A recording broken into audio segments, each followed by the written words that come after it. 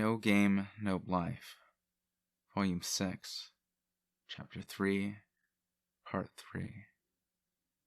1 + 1 = Deathless. Look at this. I ended up having to peep all the way to the end. You stupid brother, you. Outside the entrance to the hideout, Horn gave a begrudging sigh. Having set out early after learning its location, she chanced across their exchange, spying on them the whole time. I mean, what could I do? I missed the timing for my entrance. Watching from the shadows as Riku stroked the back of the still sobbing Shui, Horn remembered. The day Riku, having outlived his village, was taken in by the grown-ups and Korons. Hello? Hello? I'm talking to you. What's wrong? Their reasoning had been that while Riku had thus far refrained from speaking to anyone, maybe Koron, being the same age, would have some luck. The once hopeful adults covered their faces. There's nothing wrong. He's just a survivor from a village that was destroyed. Okay. If you have something you want to say, Big Sister will listen. Come on. Let's hear it. As Koron tickled him, Riku opened his mouth for a single word. Dork. Big Sister isn't gonna get hurt by words in an age like this. Yeah. Now you can't use the excuse you can't talk anymore, right? I wonder what happened. Riku mumbled, little by little. Light had come from the south. His village had burned. He pushed aside the charcoal that had been his parents and headed east.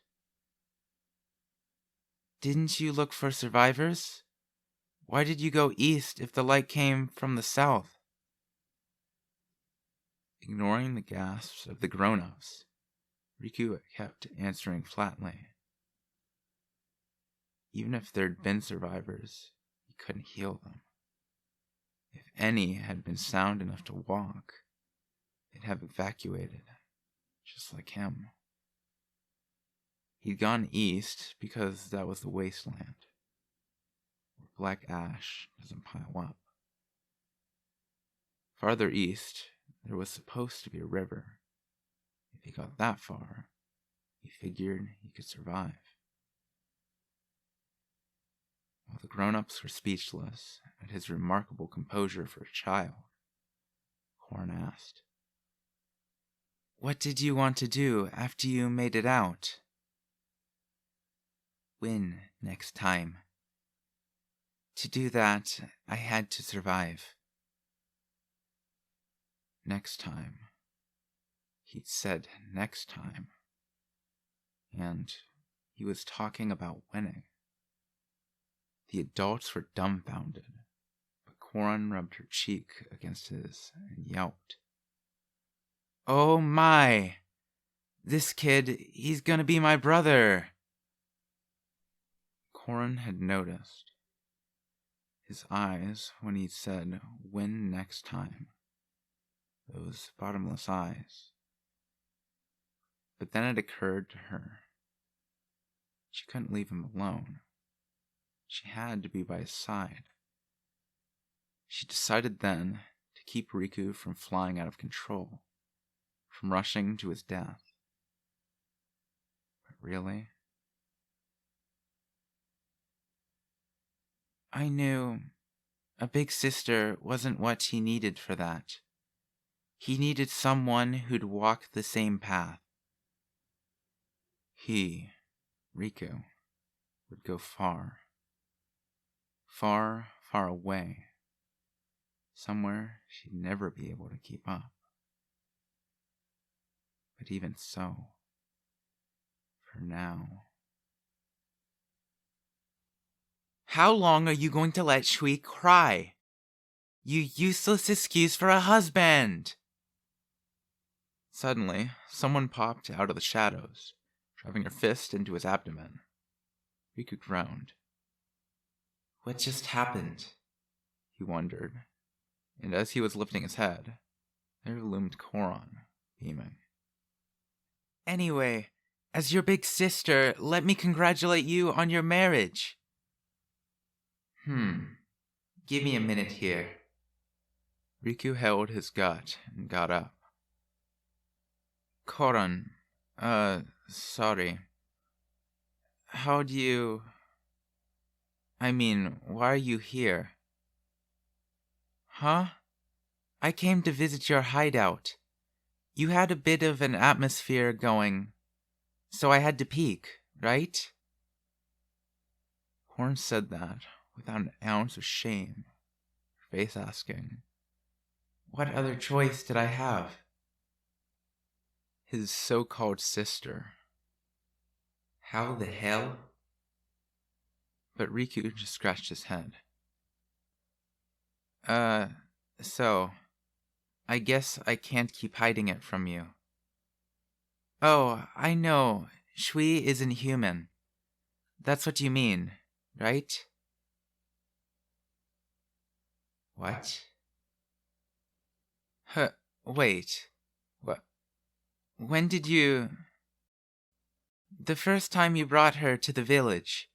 When I hugged her, she totally didn't feel like a human. Koron cast shade at him like, How could you think I didn't know? Then Shui remembered and understood. The feeling she'd had that day, Koron asked her what attracted her to Riku. Koron must have been trying to ask her this.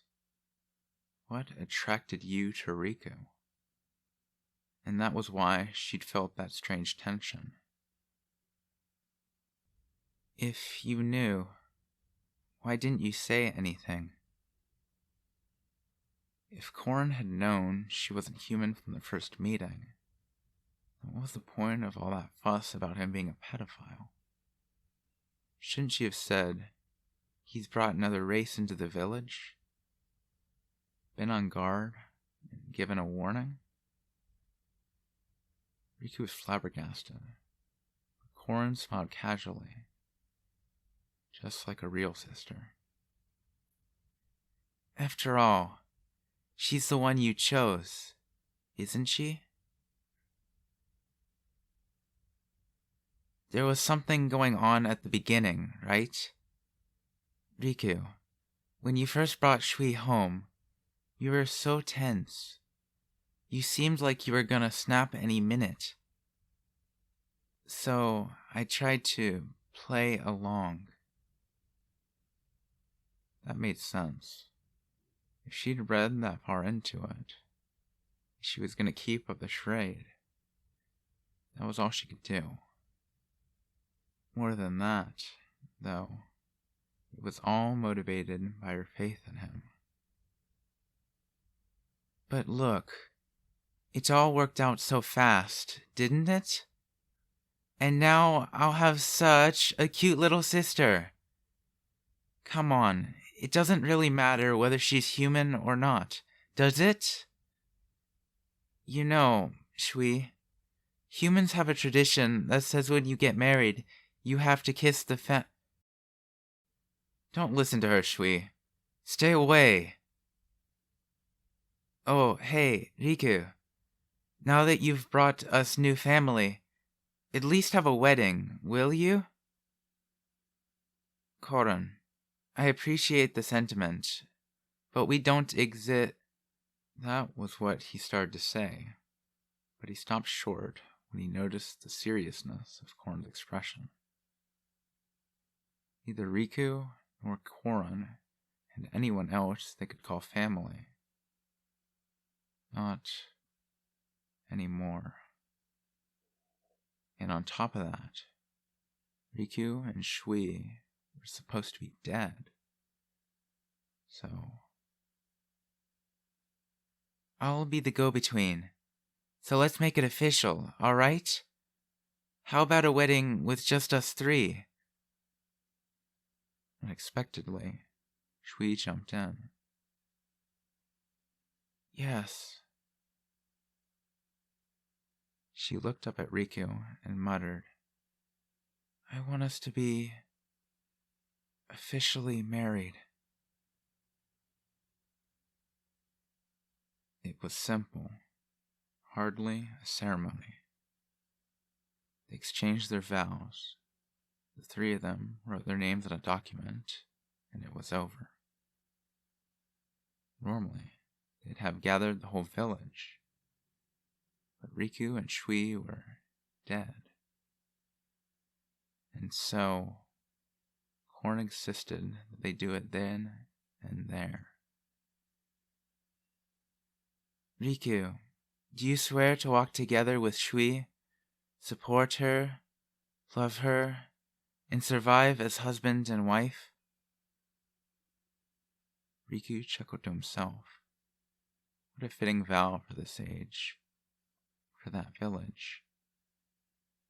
A liturgy that, every time the village hosted a wedding, forced him to lower his eyes. But now... Sure, I do. Come on, Riku. You say Ashiante. Sorry, we abolished that. Now it's Ashient. Puffing out her cheeks, Korn groused. You certainly get on when I'm not around. Can't say it sits well. Hey, officiator. Aren't your personal asides a bit much? Glaring at her brother as he heckled her as if from the audience, Korn cleared her throat. She turned to Shui and prompted her vow. Shui, do you swear to walk together with Riku? Support him, love him, and survive?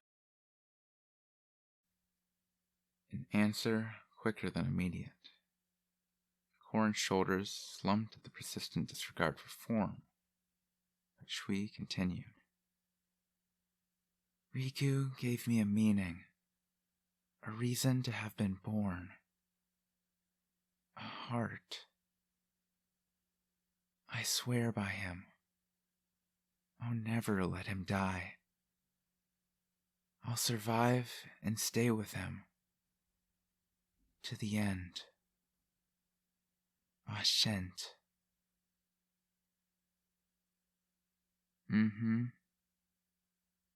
Korn glanced at Riku and saw something precious.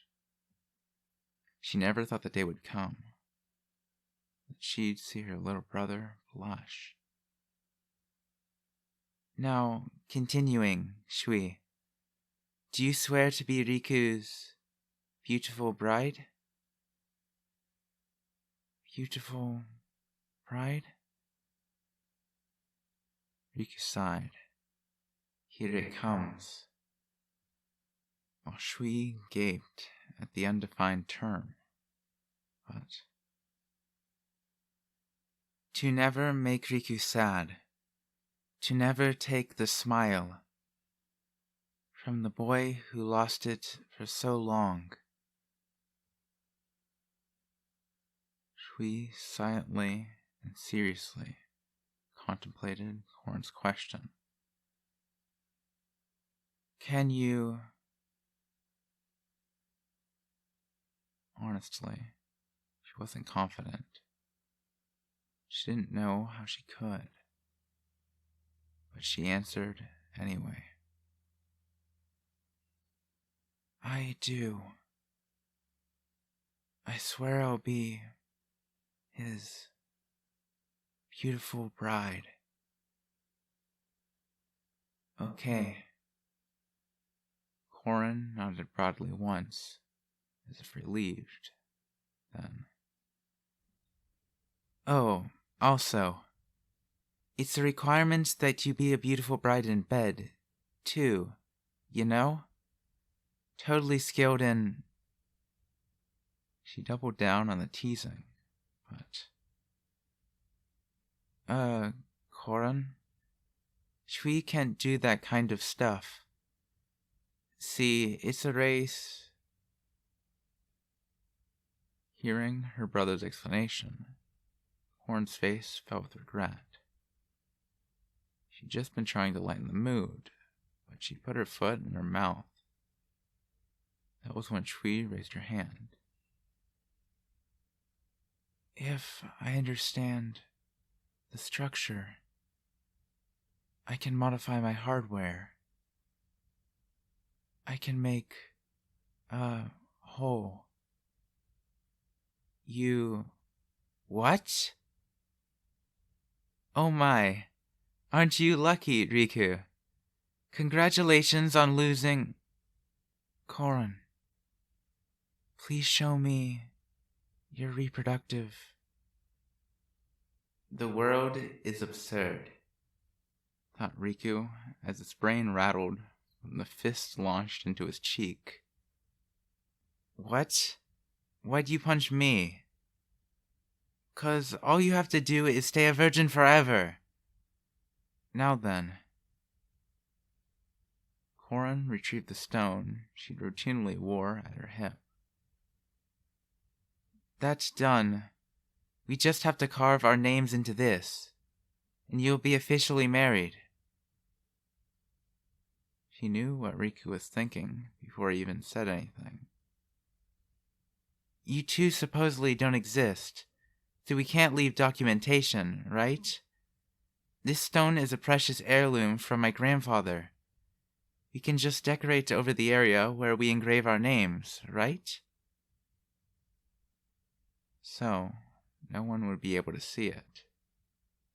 She was a clever one. Riku observed in silent admiration. He'd been right. He could entrust everyone to Koran. The reason being, the stone was already engraved with Koran's full name. Neither Riku nor Shui had a family name, so her true intent. This will make you husband and wife, and my official brother and sister. She said this with an expression that was a mixture of delight and melancholy. Smirking, both Riku and Shui each took a blade in hand, describing Koran's family name after their own, though the combination sounded a bit funny. After the stone had been fully engraved, Koran in particular seemed dazzled by it, and she put it away as if it was truly precious. Then, with an expression more sisterly than if she'd been their real sister. Hey, Riku? Shui? She wanted to stop them, but couldn't. She understood that, and forced a smile despite that. I don't know what you'll all be doing from here on. You're no longer part of this world, but... She embraced them both, her brother and sister. I know that I have a precious brother and adorable sister, so please, I'm begging you. I don't want to lose any more family. Don't go crazy. He couldn't see her face, but responding to a trembling whisper, her siblings nodded. Sure, no one will die. No one can die. Because this is one game we're gonna win. Leave it to us, sister. At the round table, surrounded by ghosts, their leader spread his hands over the board. We do not exist. We kill none, and we do not die.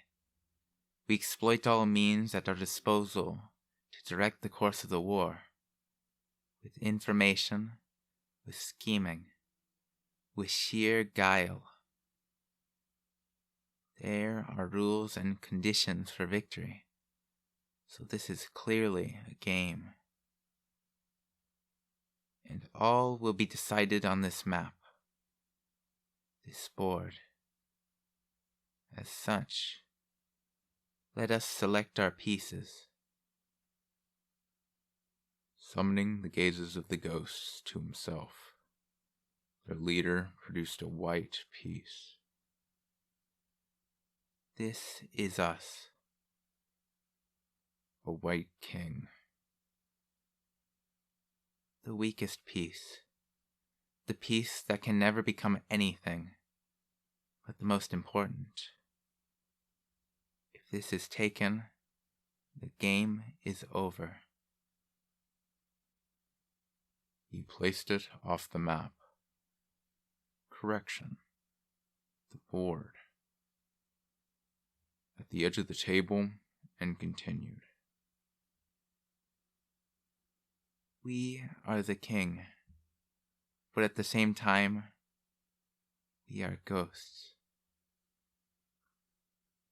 Those who did not exist, who must not exist, and who were therefore invisible. We are nowhere, and we are everywhere. We manipulate everything from beyond the board. And then, producing several more pieces, all white. We shall not take a single piece, and yet we will win the game.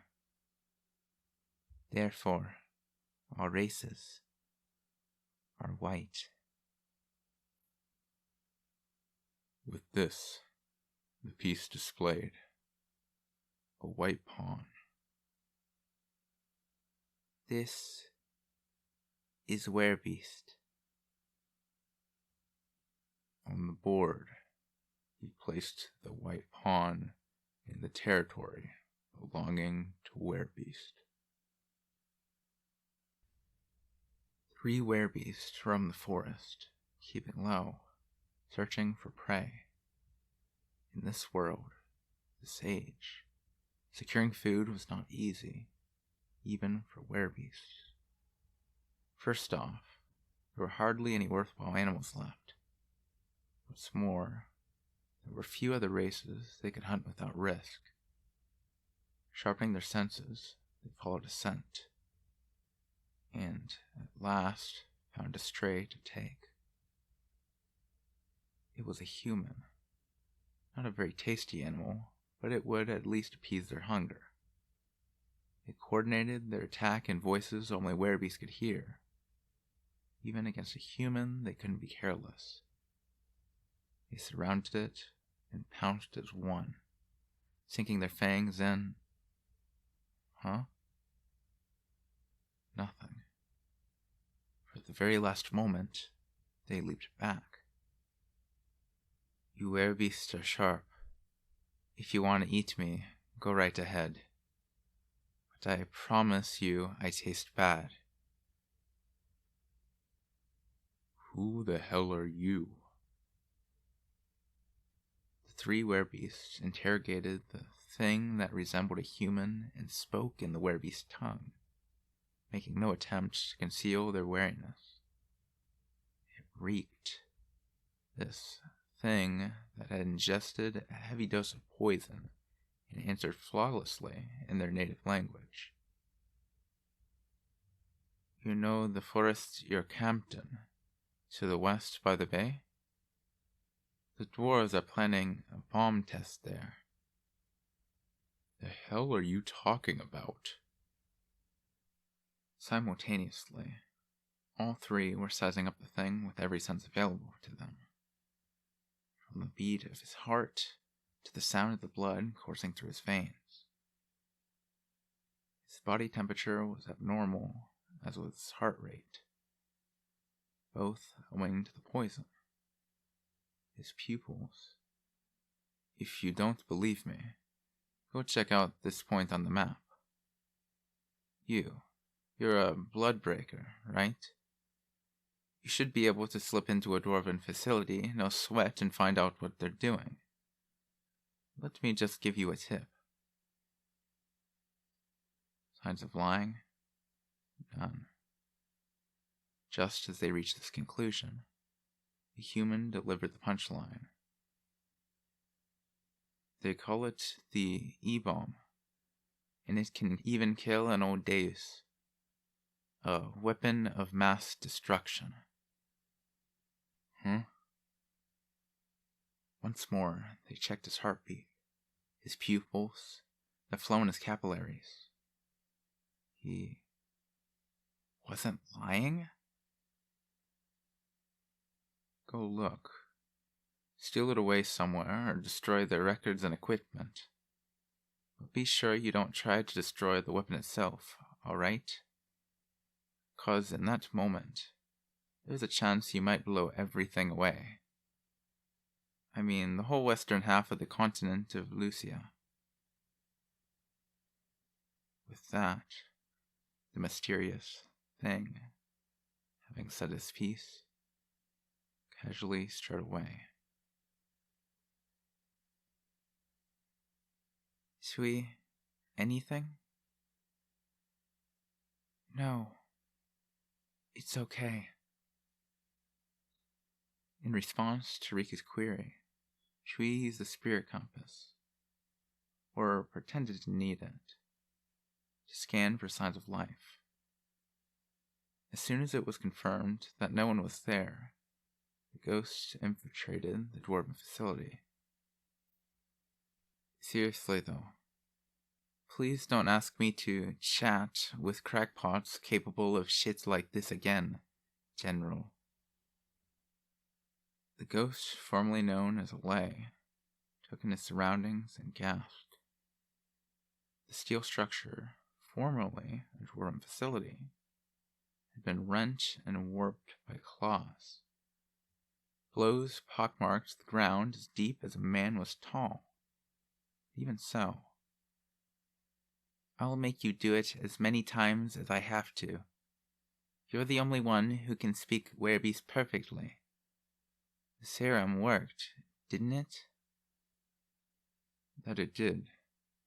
I got off with just 2 days of spasms. The ghost returned Riku's chide with an ironic smile. There had been nothing to it.